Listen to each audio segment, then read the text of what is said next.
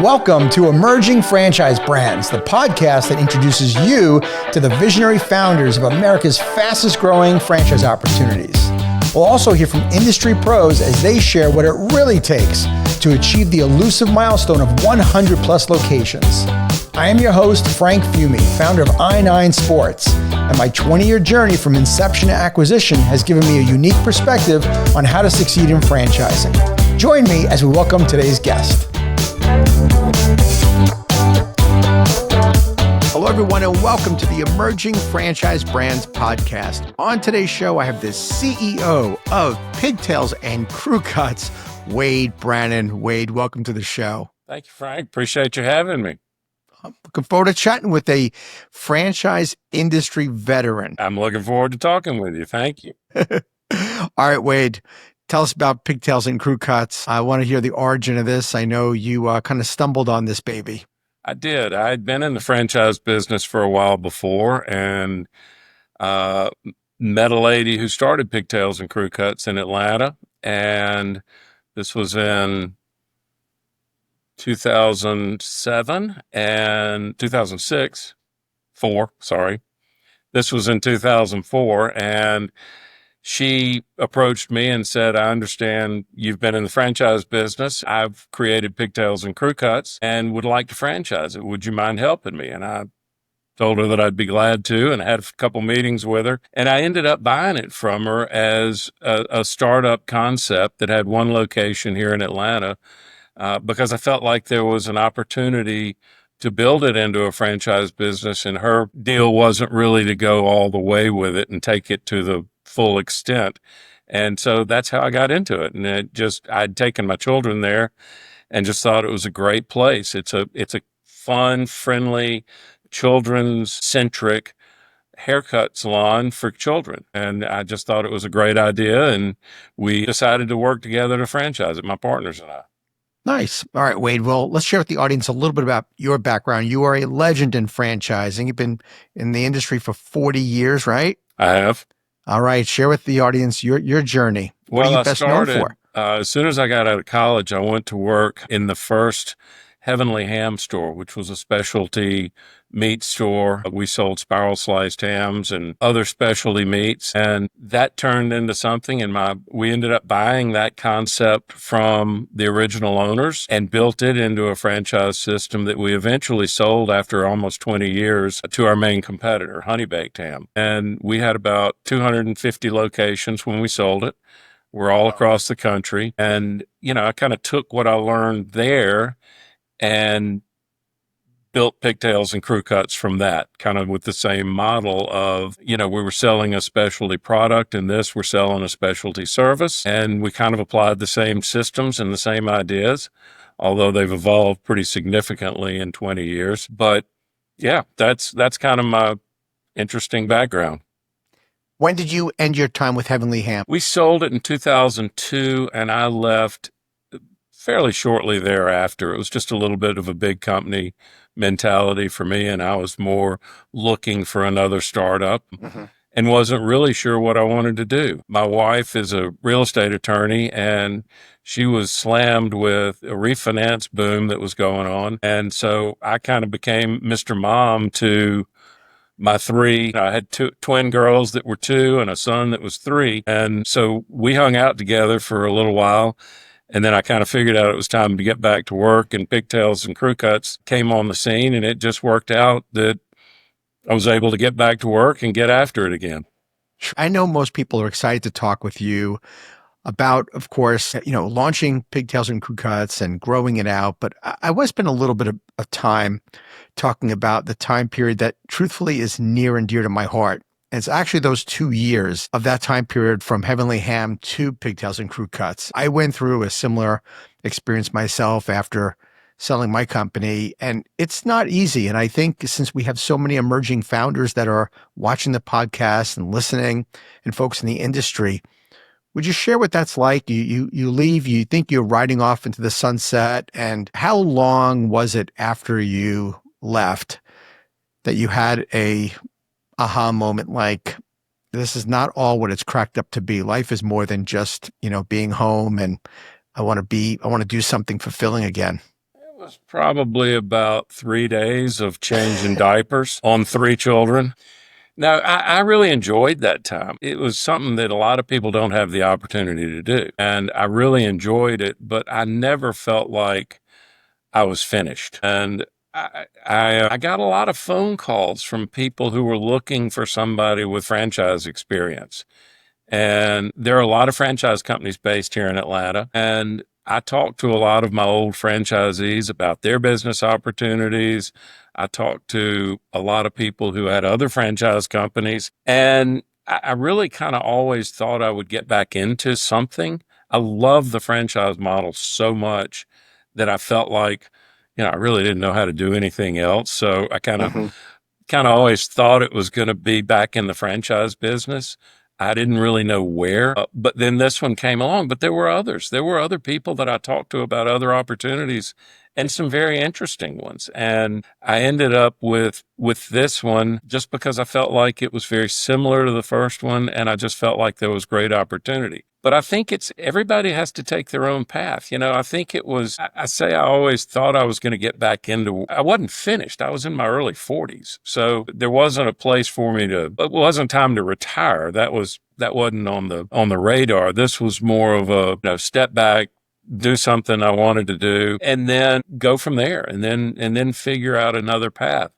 And I didn't have any idea that it would be children's haircuts. I mean, you know, that was as far from my radar as anything could get. Right. A funny story, I called my two partners and I said, and they were my partners in the ham business. I said, hey boys, you guys want to get in the kids' haircut business? And they said no.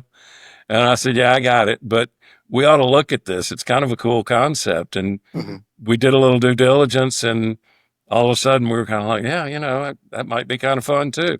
They're not involved in the business day to day. They're still involved in other franchise businesses, but I still talk to them. We still share ideas, and it's great. But yeah, it was an interesting path. Yeah, yeah, you just never know where you're going to end up. By the way, I want to go full circle and tell you that I absolutely admire what you did. And for me, looking back on my time period too, when I was in between, I am so grateful for the time. Now, my kids were older at the time when I left my company, but I am super grateful for the opportunity that I otherwise wouldn't have had, to be around my kids and, Uh, my wife having more time with me and stuff. And it's just, it's something that we don't always get a chance to do.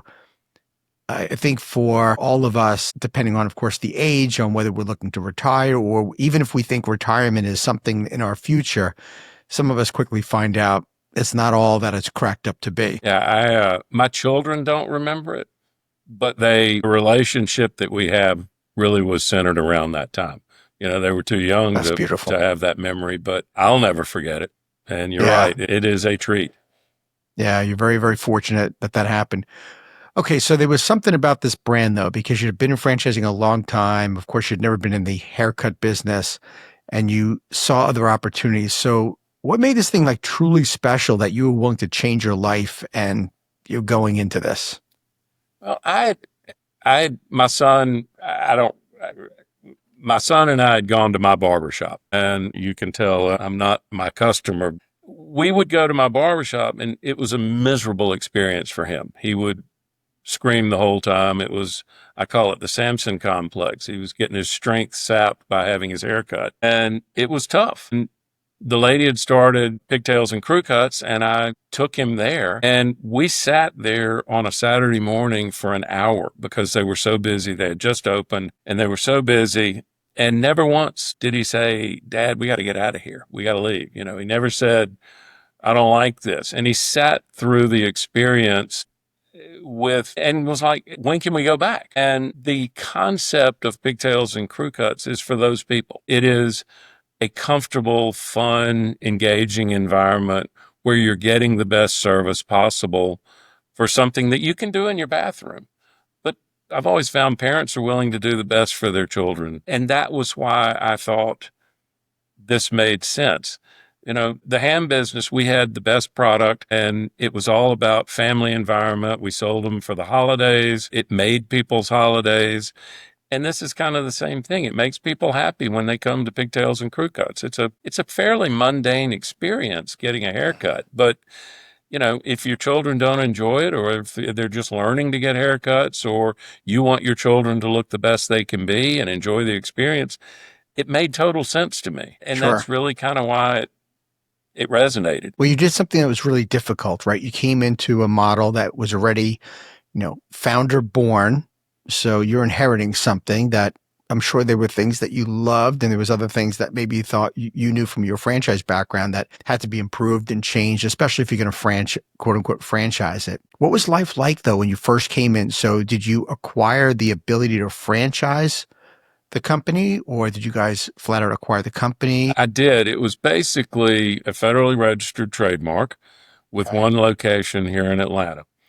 And that location was great. It was doing real well, and it was cute, fun. It was everything that I thought it was, but it wasn't necessarily a model that was completely replicable, is the word I use. We couldn't replicate it throughout the country because it had local nuances and things that didn't necessarily lend themselves to franchising to you if you wanted to open one or somebody else. And so really spent the first year putting the systems in place. And that included all the operating systems, all the furniture, fixtures, and equipment, the design package, the accounting systems, all of the marketing plans, the marketing ideas, without really knowing exactly how we were going to do it all, but just kind of taking a leap of faith that the experience would point us in the right direction. And certainly we made mistakes along the way, and we've made adjustments along the way over and over and over. It doesn't look exactly like what it looked like 20 years ago, but it's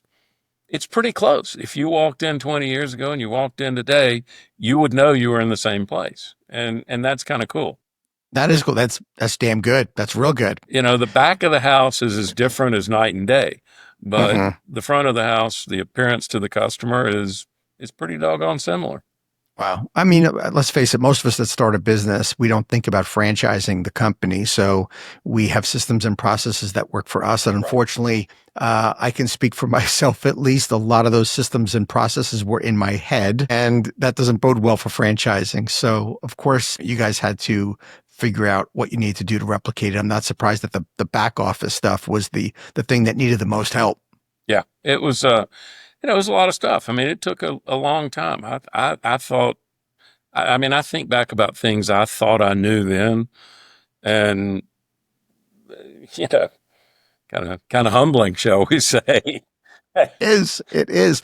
Okay, so tell me then, you've got that, they have that one company on location, right, in Atlanta. What do you do next? Do you open another company on location, or do you go to franchise? We didn't. We treated that as a company location and felt like that was enough, and that our focus really needed to be on franchising. And I think they're two different business models. And going down the road of company stores versus franchise locations, you can have conflicting interests, in my belief.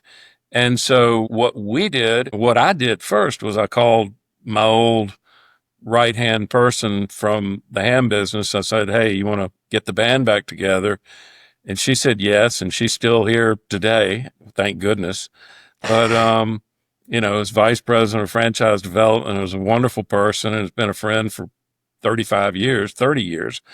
But she we really spent the time focusing on what we wanted to do with the franchise model. And so the company store was there certainly to test things, was there to understand new systems, but our focus was put everything in place so that, you know, Tom in Topeka and Sally in Schenectady can operate a successful Pigtails and Crewcuts. And that was really what we spent that next year doing, basically Hmm. 2005. How many franchise locations do you guys have? We've got about 85 locations open and another 15 to 20 on the books, just two open, scheduled open. 24 states, I think, right? Yeah, I think we're in like 25 states right now. Wow. Was there a time period at some point, Wade, where you guys knew like we're onto something big here? Well, when we started franchising in 2006, we went great guns. And then something happened in 2008 and kind of cut our legs out from under us. And we sat there and I'm sure you went through this, Frank. I mean, I we did. all went through it. We were around back then. I mean, Hmm. normally in downturns, economic downturns, people flock to franchising because they get laid off, they get a package, they get, severance package. But in that situation, it didn't happen. People lost 40% of their net worth. They didn't have any money, and anything they had, they were hiding under the mattress because they didn't know where it was going to go. And it was such a difficult time. So we thought we had something, and then we woke up and realized we're not going to sell any franchises anytime soon. And so we focused on unit economics. And literally that was our sole focus. We just knew we weren't going to sell a franchise. And that was okay. And so we had continual double digit growth throughout the recession. But I will say it took a long time to come back from that because the SBA wasn't lending money. It wasn't really even a business model anymore for a while there. Hmm. And then that came back. And then we had the pandemic, which kind of set us back again. That was interesting because it really kind of helped us in a very strange sort of way. We switched from a walk-in model where everybody just comes when they want to come and you sit and wait to an appointments model. And we didn't want to go to appointments previously because we felt like it was, you know, it's difficult. You're late. People are always late with their children, or, I've never been on time with my children, and that disrupts things. And so we didn't want to go to appointments, but then we figured out during the pandemic, you could only have so many people in the building at one time. And so we had to stagger them.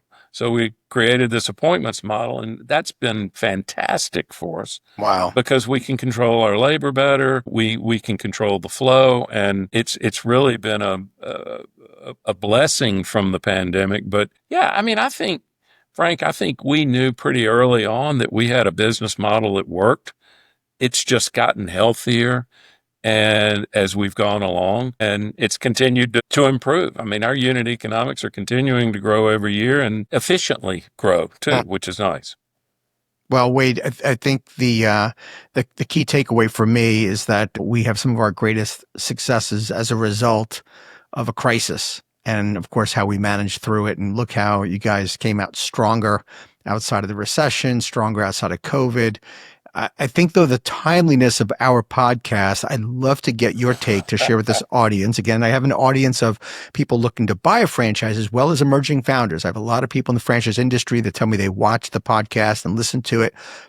I'd love to get your take on your insights on the things you did back in '08 and maybe some key takeaways that you would want to recommend to franchise leaders. There's there's like a whole new wave of franchise leaders. You probably noticed at the, last few IFAs it's a new generation who have not been through a recession. And what would be maybe some key takeaways you think that they should institute now?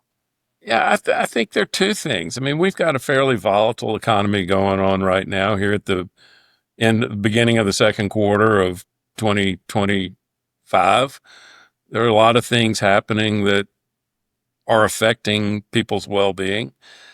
I think if I had advice to give to the young people, it's a couple of things. I think you got to believe in your model. You got to make sure it works through thick or thin. And this is a great lesson to learn right now. This is a good time to really convince yourself and others that your model works. It's a challenging time emotionally, not only financially, but emotionally. It's a tough time. A lot of people are afraid to make a big investment right now. And so, if that's the case, in my mind, you just focus on what you do best and keep doing what you do best and stay the course. Make sure your franchisees are successful through difficult times. That, I think, is the biggest benefit you can ever give your franchisees, is to focus on their success. Your success will come with their success. And I've always Right. believed that. That is, to me, the backbone of being a franchisor, a good franchisor, is franchisee success comes first, and then yours will follow. And I would say the same thing. Stay the course. Figure out new ways to reach customers. Figure out new ways to improve your efficiencies. But this too will pass. Difficult Mhm. times will pass, and be positioned to thrive when those difficult times are over. And I would also look right now as an opportunity. It is an opportunity when we're going through a difficult time right now, but I do believe that a lot of people will flock to franchising in the near future. I Yeah. think people want to be in control of their lives and their well-being and their family's finances. And so, I view this as an opportunity. Well, the thing I view your business as, of course, being in the kid space, it is recession resistant. They're still going to get their kids haircuts. They still make sure their kids are playing sports, take music lessons, Yep. do art. Well, as parents, will always go without, but we will always put our kids first. And that's the beauty of course, your franchise concept here is that you have an ability for your franchisees to continue to be successful regardless of the economic conditions. Now, it doesn't mean we're still going to be able to sell franchises, but I think another word of caution, and I think you kind of threw it out there, is that we have to make sure we are focusing always on our unit economics. I find it very interesting that, and if you remember back in '08 when everything hit the fan, remember franchisors were talking about running internationally, going overseas, and they were going to start like international expansion became like the big topic in late '08, early '09. It's like, you're not running from anywhere. Where do you think you're going? You think you're going to run overseas and that's going to save your business? You got to hunker down and fix what you've got here in the US. And I think I don't know if you saw that, if you remember that, but Oh, I do. that was a crazy time where people thought they were going to run to greener pastures. Well, they thought that by expanding their potential market, that Right. they would still sell franchises. If they're only selling three here, they might sell three overseas, and all of a sudden we just doubled our sales, Right. But So to silly. me, it was the same thing. It took your eye off the ball, and that wasn't where the ball needed to be. So I didn't embrace that, and I get your point. Yeah. What do you think makes this particular business that you've been in now for a long time so scalable and ability to grow in an industry where there's a lot of competition? Yeah, I just think it's a proven model, and we know that it works. We know that the unit economics work. We know that it requires work. I mean, let's be honest. If we can all Mm. attract the right franchisees, we've got a better chance of being successful. But I think, as you said, parents are always going to do the best they can for their children, be it medical care, be it food, be it health, be it, education, anything. And I think we've been able to attract and retain great staff and attract and retain great customers and very loyal customers. And, just dumb luck, I guess.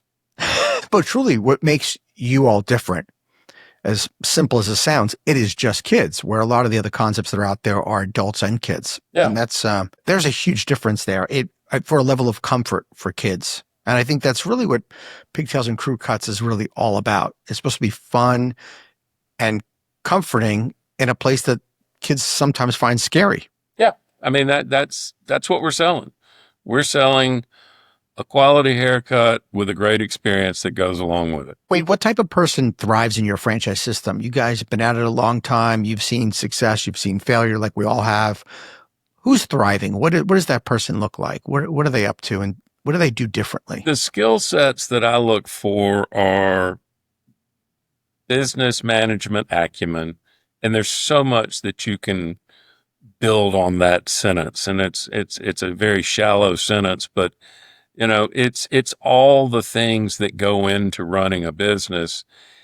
And then I would add to that the ability to manage people. And so much the hairstylists and the receptionists and the floor help, the people who are on the front lines every day are the ones who are going to make you successful, or they're going to add to your success. Let's put it that way. And I believe that having the right people, keeping the right people, attracting the right people, and building a culture of respect, appreciation, between owners and staff members and customers and the little ones, that's really what I'm looking for, is somebody who has enough business experience, and it can be any type of business experience. It doesn't have to be anything in particular. We've got success from all walks of life, but add to that the ability to relate to people and manage people. I think those are the things that and if I had to choose one, I'd take the people side of it. You know, Always. yeah. I mean, we can teach you how to count. We can teach you how to, open the doors and market and things like that. But I can't teach you to like people and want to be around people. Right. I hope folks that are watching this and have watched many podcast episodes before have picked up on this theme, which is recurring, is that it's really about business acumen. The concept doesn't matter in terms of whether can be successful. You have to have business acumen. You have to be able to communicate well and lead and be willing to, get your hands dirty. And it's all about the people. But ultimately, you want to be in a business that you feel passionate about, that you enjoy, because if you don't love your business, you're not going to get through those rough days, rough weeks, months, and maybe even rough years, right? They're going to come and it is inevitable. And I just think knowing what your goal is, if you want to be in business for yourself, knowing how that fits into your family's lifestyle is so important. Even if you're somebody that owns 500 McDonald's, you're still involved in that business day in and day out. I just think understanding what you really want to achieve is so important, and constantly reminding yourself, okay, well, it was a bad day or it was a great day, but tomorrow's going to be a challenge. The eye is still on the prize out there. We're still Right. focused on what our goal is. So, Yeah. That's why I'm such a big believer in this whole helping entrepreneurs break their identity crisis when they think their business is them, because it's not. You are not your business. Your business is not you. And I think it's really important to make that break. Otherwise, like you said, if you have a bad day, suddenly, your whole life is down in the toilet, you're upset. And, it's very rough when you live that way, when you think you are your business. It's very, very limiting. but it is also a very important part of your life, and you've got to manage Yes. it appropriately. And I think Managing it appropriately is key. Yeah. yeah, that I think is the challenge for anybody is, you know, all good things in doses, right? Right. Right. Can you elaborate a little bit on the training and support? Yeah. So it starts with selecting a franchisee. They come to us, they say they want to do this. We try to do a great evaluation of them and make sure we think that it's a good fit. And so when people come to our discovery day, it is not a big sell job. It is really an education experience. We want you to understand what you're thinking you're going into. Make sure you know what's reality to the best of our ability. But once you become a franchise owner, all the components that go into getting you up and running are where we start shining, shall we say. We start with site selection. We start with lease negotiation. We move on to helping you create blueprints off of our template drawings. We help you select contractors, and we've got contractors available throughout the country as well. But all the things that you may have never done in your life, negotiate a lease, select a location, hire a contractor to build out a retail space, all of that is stuff that we work with you very closely on. And then all the components that go from there, once that lease is signed, once construction's underway, then we start kind of the timeline to getting you open. And that includes, we've literally got a timeline from selecting the contractor to the day you open for business. And it involves a week of training, 5 days of training here in Atlanta, in the office and in the salon. We help you hire people. That training is everything. I mean, that training is from the culture to the relationship between franchisor to franchisee. How do you hire people? How do you market the business? How do you create financial statements that are meaningful and follow the right chart of accounts so that we can help you compare your key performance indicators to other people and see where you stack up to your peers, et cetera, et cetera, et cetera.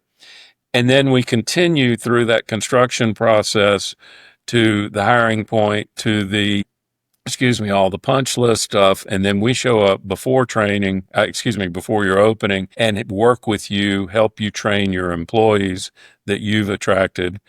And then we're there for the opening, and then we stay for several days afterwards.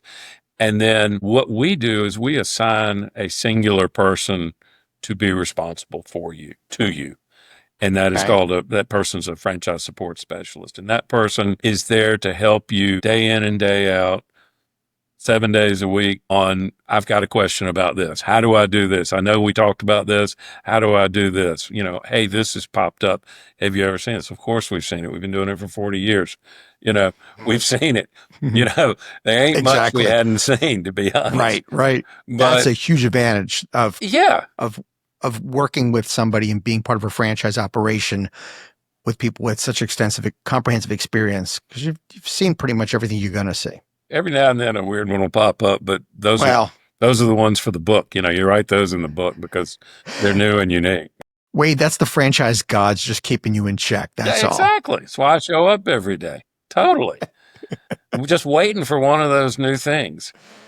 Yep. My CEO and I, Brian, we used to call them gifts. Brian would say, "Oh, we got a gift today." I like that. Yes, they're gifts because we learn from them. Yeah. And we'd often say that gifts come in all different shapes and sizes, and gifts often don't come during Christmas. They come year round. You just never know what gift you're going to get. You're right. We call them chapters in the book. So yeah, They are chapters in the book. my Yes. book is a little thicker than some people's, but it's a fun book to go back and check out over and over. You see, if I'm going to be part of a franchise brand as a franchisee, and I don't mean to sell Pigtails and Crewcuts so hard here, but if I'm going to be part of a brand, I want to be with somebody who has been through the trenches, has seen these things, and can help me through the dark days. And don't get me wrong, I love emerging franchise brands, but you kind of have the best of both worlds here with your company. You guys are still emerging, even though you have 85 locations. There's still a lot of room to grow, but you're talking about being around some industry giants that have seen this. And so I commend you for this. And I think it's great. I'm curious to know, are there any particular markets that you're excited about getting into? This is an interesting one because the haircut business is not so much supply driven, right? In the Right. ham business, we had to be able to get fresh product to markets. And so we grew beyond ourselves. We would leapfrog over to the next place. And this is a little different because there's no real supply chain issue. So people say, well, gosh, you're in 25 states. We got a lot of empty places where we need to go. What we're looking for is nice sized markets. They don't have to be major metro areas. We do very well in mid-sized markets. With a relatively affluent, it doesn't have to be the high dollar, but, middle class, nice middle class families. That's what we're looking for. And this model works in that situation. So no, there's no particular place. We're certainly targeting some places, but there's no magic to it. We like to grow where it's an easier grow where people have seen the concept, so it does kind of play off of itself. It does kind of sell itself if they've seen it. What's the investment range to open a location? It's up to about $250,000. And depending on what we get in terms of landlord support for the build out, the cost of entry, but the high end is in the $250,000 range. And what's kind of the footprint size? We're typically going between 1,000 and 1,500 square feet in retail centers. Nice. That attract a lot of people. We like busy centers. Where do you see the brand growing over the next 5-10 years? What's the vision? Well, I think we have really come out of the pandemic in a very, very strong place. And so we're making a pretty big investment to grow this pretty significantly. I've got a great team of people. The support team here is fantastic. They're all experienced. They're all in one way or another. We got people who were in tree cutting franchises but they know the franchise industry. And so we've got a lot of great support people. We've got the systems in place. We're constantly evolving our technology to grow to make us more efficient day in and day out. So I anticipate that we're going to kind of take a pretty steep upward trajectory here in the next little while. That's awesome. Wade, you've done something very unique. I mean, you've created you had your first bite at the apple of a legacy with Heavenly Ham, and now a second one here with Pigtails and Crewcuts. What do you hope to leave as a legacy with this one? I hope that my franchisees and my employees, my partners, my team would just say, yeah, he was a pretty good guy. He did us right. I know they will. You're doing great. Why now? Why is a great time for somebody to join the brand? I just think there's a great opportunity. We've got a lot of good places to go. Like I say, we've got a great team of people to support a franchisee The model is more efficient than it ever was. People came out of last year with a lot of money. We've had several good years in the stock market. Now is a great time to invest in your own future and in controlling your destiny, your financial destiny. And if you want to be a business owner, I think this is a great time to do it. This is the time to do it for sure. Okay, if someone was interested in learning more about the franchise, where would they go? All the social media accounts you can come up with, somebody's on that. Certainly pigtailsandcrewcuts.com. We're pretty easy to find. All right, last question for you. I end every podcast with a thing called the franchise tip jar because you know this, the industry is so generous. The franchise community is always sharing information, right? Even direct competitors. But in this case, I'd love for you to lend a piece of advice. If a friend came to you that was interested in being a franchisee of another brand, what would be something you tell them make sure to look out for so that they're making the right decision? It's very simple. It's make sure it fits with your family. Make sure it's a business that you like that fits with your family. Make sure you completely understand the economic model of how the business is going to work. Don't go into it with false expectations, either high or low. Just make sure you understand the financial model. And make sure that the people that are at the franchisor level are people you want to do business with, because that's the most important relationship that's out there. So those Amen. are my three Wade, tips. that is fantastic advice. Thank you so much for being on the show. I appreciate it. It was a pleasure to do this episode with you. Thanks so much. Well, thank you for having me. I enjoyed it. Nice talking to you. You too. Thank you for tuning into the Emerging Franchise Brands podcast. For additional insights, guest applications, and to stay connected, visit us at efbpodcast.com. The Emerging Franchise Brands podcast is for entertainment purposes only, and the views expressed do not necessarily represent those of Emerging Franchise Brands, its host Frank Fiume, or Emerging Franchise Group, LLC. Any discussed franchise or investment opportunity requires thorough investigation, obtaining proper disclosure documents, and expert consultation before making any investment decisions. The podcast and its host do not offer professional advice or endorsements, and they hold no responsibility for actions, representations, accuracy, or consequential damages related to the podcast content.